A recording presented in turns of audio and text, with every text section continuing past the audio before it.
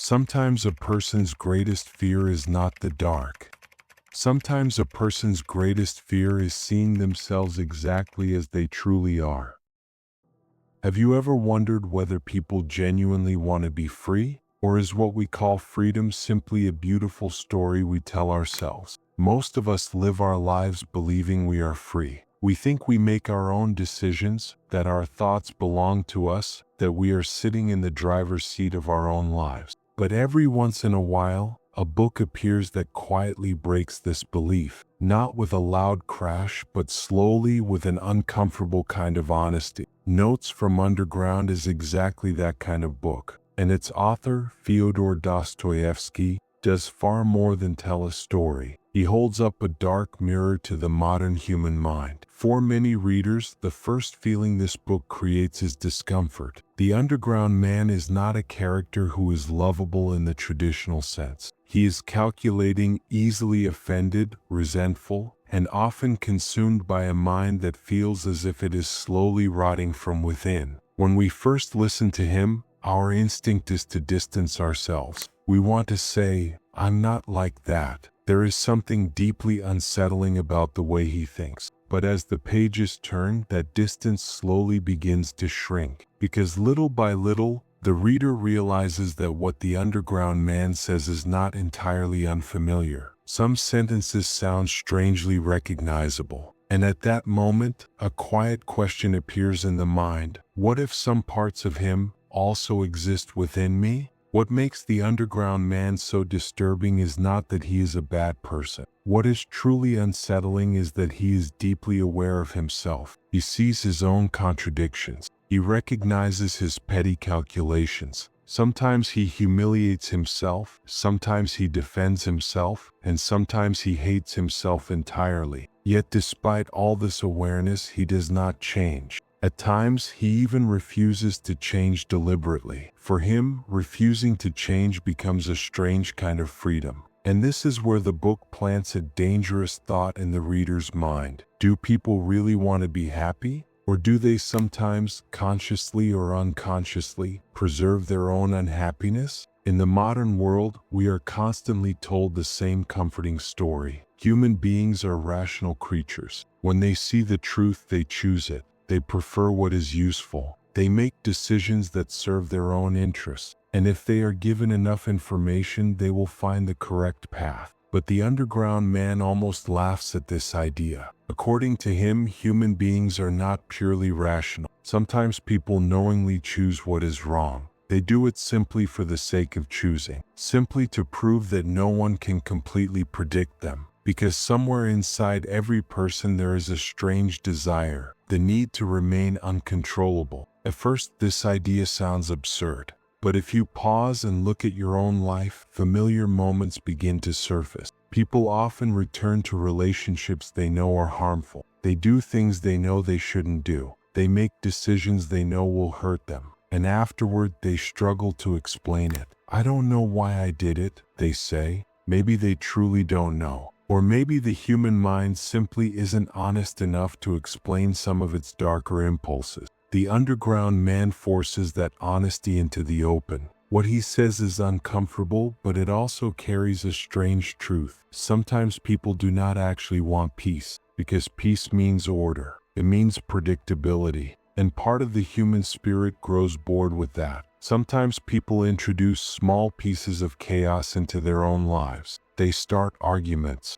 they make mistakes, and then they reshape their identity through those very mistakes. If life were completely logical, if everyone always made the most rational decisions and always chose the most beneficial path, then the world would become a perfect mathematical equation. But according to the underground man, human beings could never live in such a world, because people are not made of reason alone. Human beings are deeply contradictory. They are capable of holding two opposing thoughts at the same time. They want to love and hate at once. They want closeness and escape at the same time. They want to be understood, yet they also fear being fully understood. Perhaps that is why this book still unsettles modern readers. The modern person wants to see themselves as rational. They want to believe they are progressing through science, technology, and careful planning. Yet inside every human being there is still a small voice. Sometimes it wants to ruin everything. Sometimes it wants to sabotage one's own life. And most of the time that voice is not logical. The underground man is that voice. But the darkest aspect of the book is not only that it reveals this irrational side of human nature. The real darkness appears in his relationships with other people, because the underground man is lonely, and this loneliness is not simple. He keeps his distance from people, despises them, and considers them ordinary. Yet at the same time, he longs for their acceptance. He wants to approach people, but whenever he does, he ends up hurting them. It is as if he must place distance between himself and others before anyone can truly come close. This contradiction feels painfully familiar to modern life. Today, many people live with the same inner conflict. They want connection, but they are afraid of it.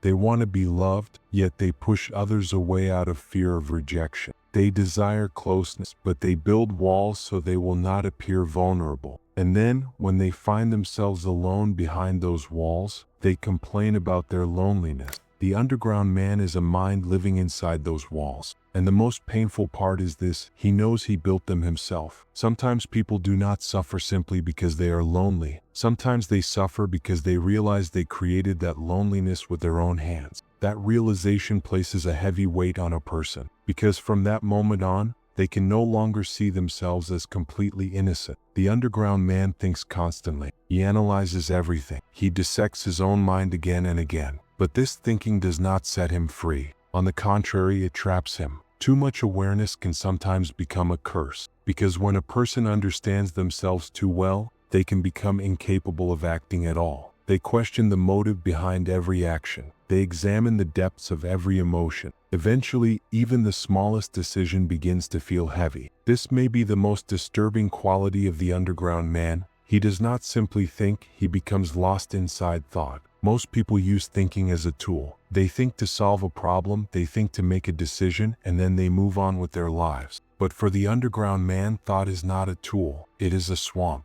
Once he enters an idea, he cannot escape it. He analyzes the cause of a feeling, then searches for the cause behind that cause, and then another cause behind that. After a while, it becomes difficult to tell what is real and what is merely imagination. This situation may be far more familiar to modern people than we realize. Today, many individuals spend much of their lives inside their own minds. Outside, the world continues as usual. People talk. Cities move with noise and activity. Life flows forward. But a person's real battle often happens inside. It unfolds through the scenarios they repeatedly create in their thoughts, through the memory of a sentence spoken years ago, through the silent replay of an embarrassing moment from the past. The underground man lives exactly like this. For him, the past never truly ends. A glance, a word, even a small feeling of humiliation grows in his mind. It branches out, spreads, and takes root. Most people try to forget such moments, but the underground man refuses to forget.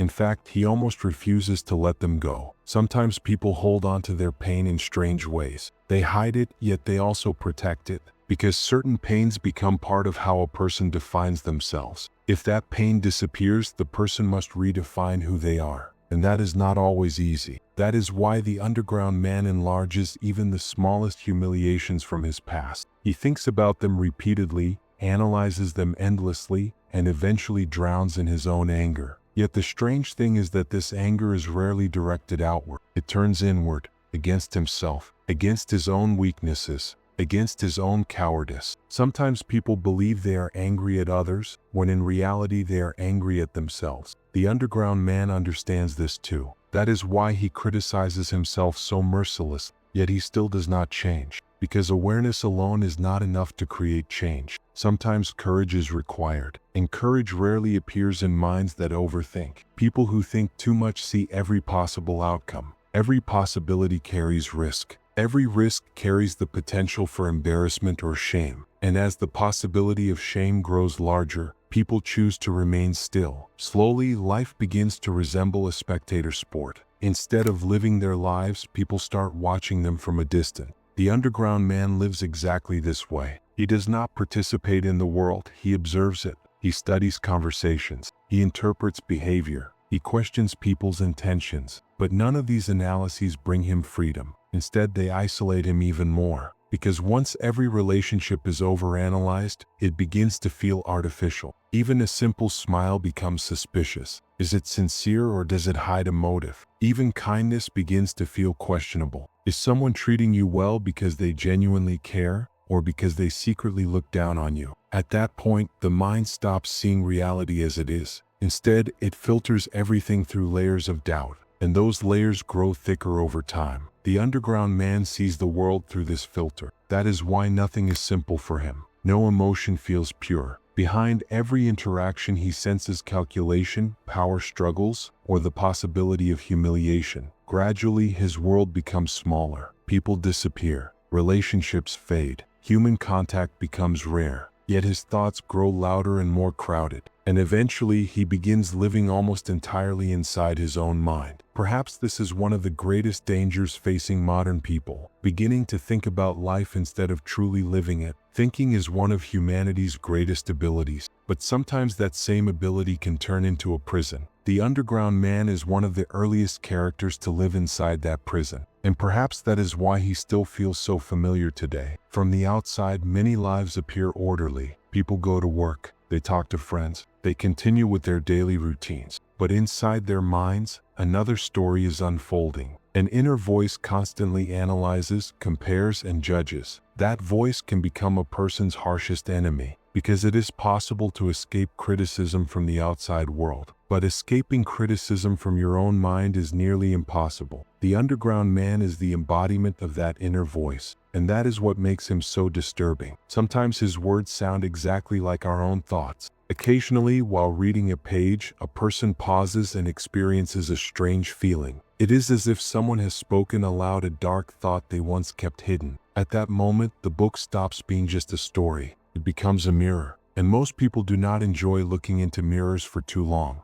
because some mirrors do not only reflect our faces, sometimes they reveal what lies inside. Many people believe ignorance is harmful, yet sometimes understanding yourself too clearly can also become a burden, because truly seeing yourself means facing your own weaknesses. And most people try to escape that confrontation. The underground man cannot escape. He keeps staring at himself. He insults himself. He grows angry with himself. Yet he continues circling the same endless cycle. This cycle often appears in modern minds as well, especially during moments of solitude. During the day we appear strong and rational. We continue with our responsibilities. But late at night, when everything grows quiet, strange questions begin to surface. Am I really the kind of person I think I am? Do I truly choose the things I do? Or am I simply living according to habits and fears? There are no easy answers to these questions, and perhaps that is what makes them so unsettling. People want clarity. They want firm answers. But some books do not provide answers. Some books only deepen the question.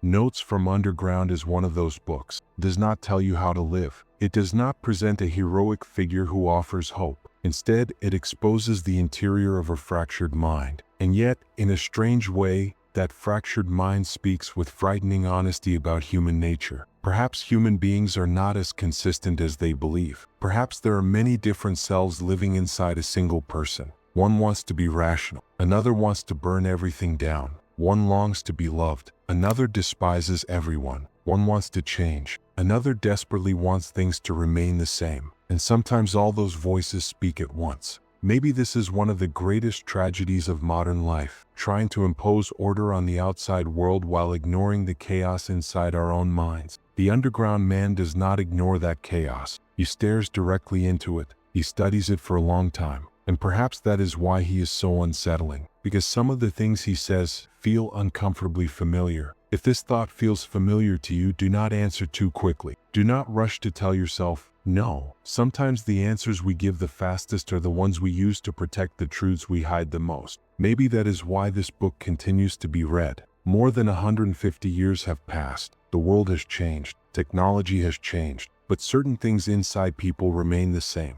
Our pride can still be wounded. We still long to be valued in the eyes of others. And sometimes we still sabotage ourselves. Maybe the underground is not actually a place. Maybe the underground is the human mind itself. It is the place where suppressed thoughts live, where unspoken sentences hide, where unconfessed fears quietly wait, alongside the small dark ideas that people rarely share with anyone. Everyone carries a small underground inside them. Some people never look at it, some open the door once in a while, and some eventually start living there. Now ask yourself one quiet question. If you could truly see all of your thoughts with complete honesty, if you had to accept every contradiction inside your mind, would you still remain the same person? Or are the things we choose not to know about ourselves the final walls that keep us standing?